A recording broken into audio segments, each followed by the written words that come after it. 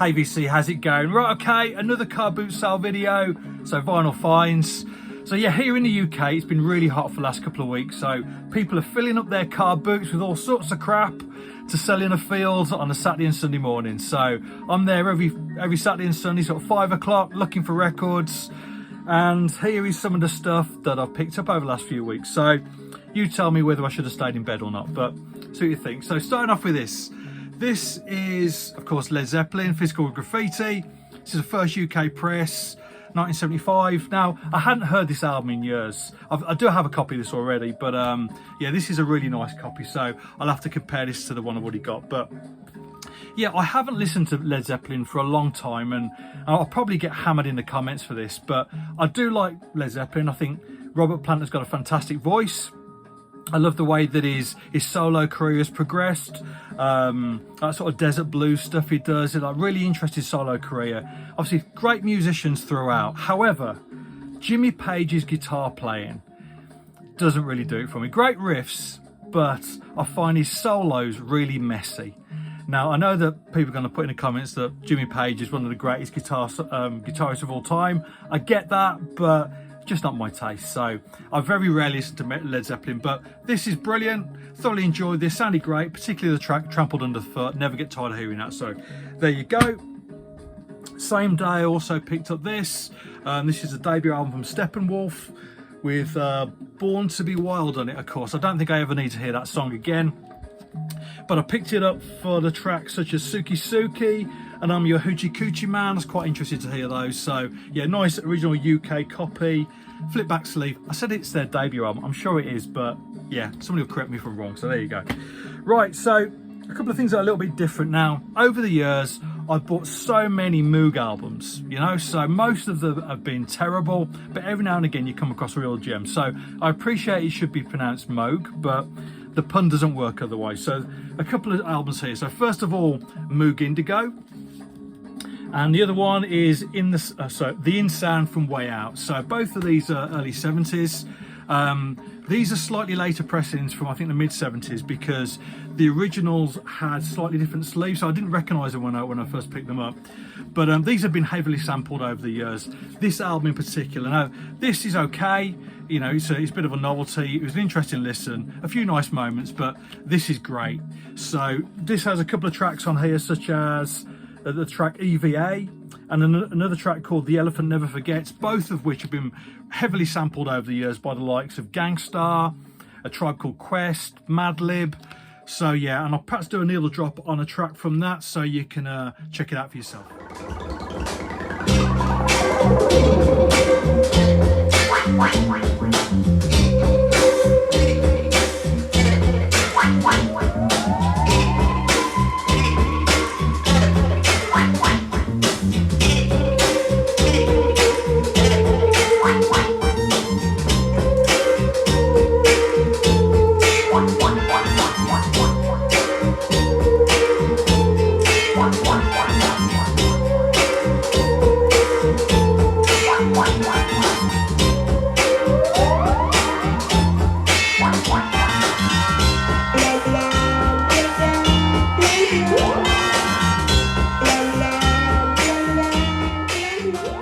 Another couple of albums that I picked up from the same seller that I got the Led Zeppelin from. So starting off with the Magical Mystery Tour.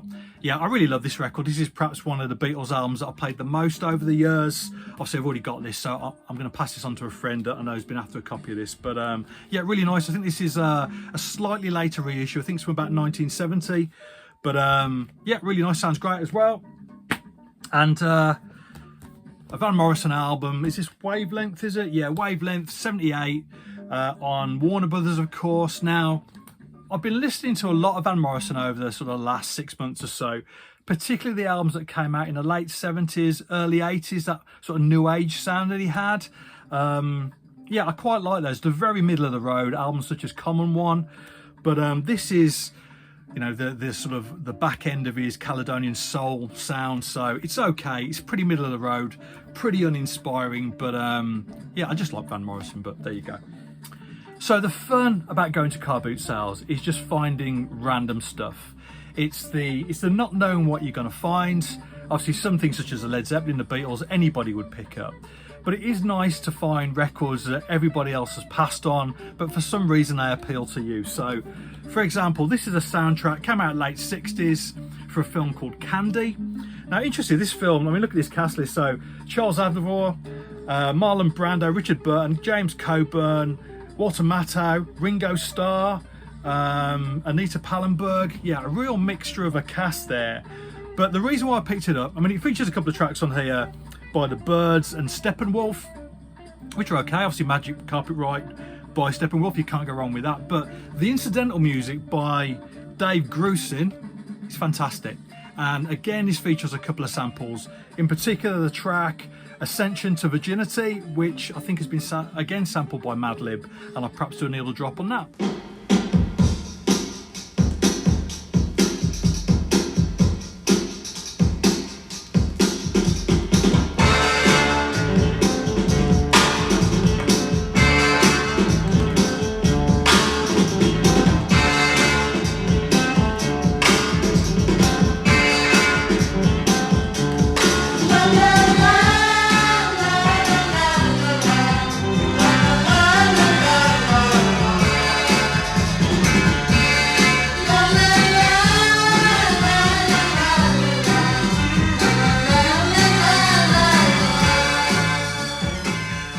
So last weekend it was really hot here in the UK, so of course the car boots were chocker Saturday and Sunday morning, plenty of people out there selling their stuff, and I did find a couple of cars where people were selling records, which is fantastic. So I had a bunch of stuff, so I'll perhaps show this in another video, but I do have a couple of records from those sellers that I'll show now because I'll clean these up and listen to them. So first up, James with the album Stutter. This came out I think 85, 86. It's your typical mid-80s UK indie sound. The songs aren't really anything special, but it was an enjoyable listen all the same. Saying that though, I've really got into James over the last few years.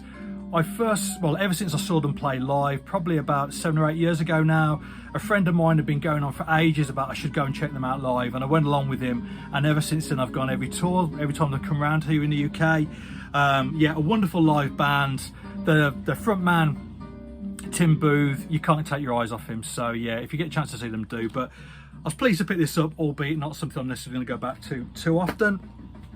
From the same seller, a nice first UK press of Hatful of Hollow by the Smiths. Now I should say that all of these records that I picked up from this seller, I think they were somewhere between £3 and £4 each. Now this is a really nice first UK press. I've already got it. I will pass it on to a mate who's been after this.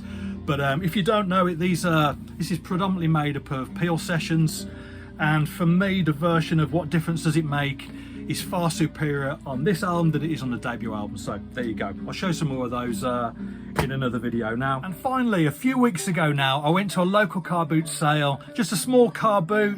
Yeah, I say not too far from me here, and as I was walking around I saw an LP box just full of records, so I started going through them. It's all classic rock, not in particularly good condition, nothing for me there really. But as I stood up, I saw that on the floor there were several plastic bags just full of 45s, and I wasn't going to look through them at first because of the stuff that they had in the LP box. I thought it'd be just more the same.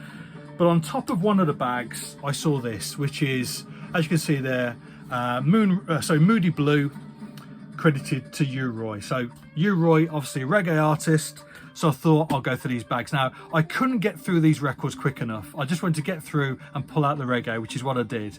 But I say there were several bags. I could only go through one at a time, and gradually other people saw them and got stuck in and were pulling out the stuff as well. So, but I did manage to pull out about 60 reggae 7-inches.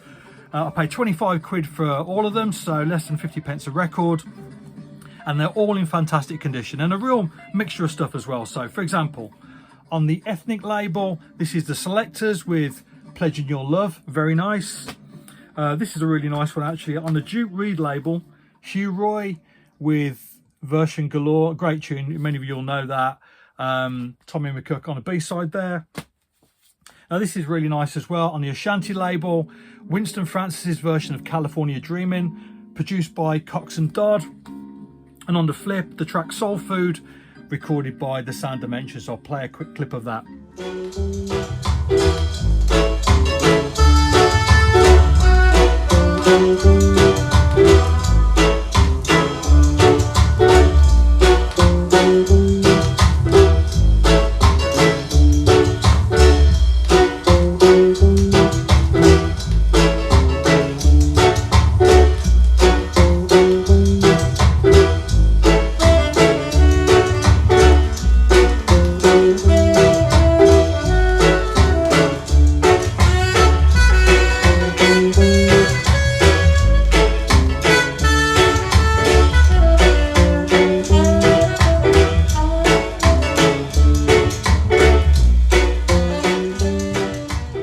Okay, more reggae. So, Deliver Us to Africa by Alton Ellis on the Harry J label. A well-known tune, this one. Winston Groovy with Please Don't Make Me Cry on the Torpedo label. That was obviously covered by UB40 in the mid-80s. Yeah, really nice stuff. Keith Hudson on Spur. Rudy Hot Stuff. Really nice record and great condition, sounds fantastic. And another quick needle drop. I've been talking a lot about Derek Harriott in my recent videos, the producer, and I've done a few needle drops on his stuff. So this is another one of his productions on the Green Door label. This is Big Youth with Cool Breeze. The flip to this as well is a version credited to the Crystal Lights called Wild Storm, which is really nice. See this power get the man for 3 million white with the earth to the diamond. Cool breeze, I would say. Baby, don't be cold as I would think, you know. Baby, got to reach out and touch your soul as I that train I wanna get on. If I would do that to you. Cause man, I gotta get my baby back. And the sweet cold as I would say. And very quickly, just a few more Reggae 45s. Slip Out by Iroy on the Smash label. Now, I've said before that part of the attraction in collecting reggae are the label designs. I mean, look at that, it's absolutely gorgeous, the Smash label there, so very cool. In my last video, I played a clip of Ernest Wilson's cover of Private Number, the old William Bell tune. This is another cover version of that on the Aki label, done by Honey Boy. Not as good as the Ernest Wilson version, nor the original, actually the William Bell, Judy Clay version, but still very nice. And finally, just a couple of 45s by my favourite reggae vocalist, Ken Booth. Yeah, so first up, That's the Way Nature Planned It on Trojan. Now, Ken Booth, just one of the most soulful voices going, and he's got that cry to his voice that all of the great soul singers have, you know, so I always love his stuff.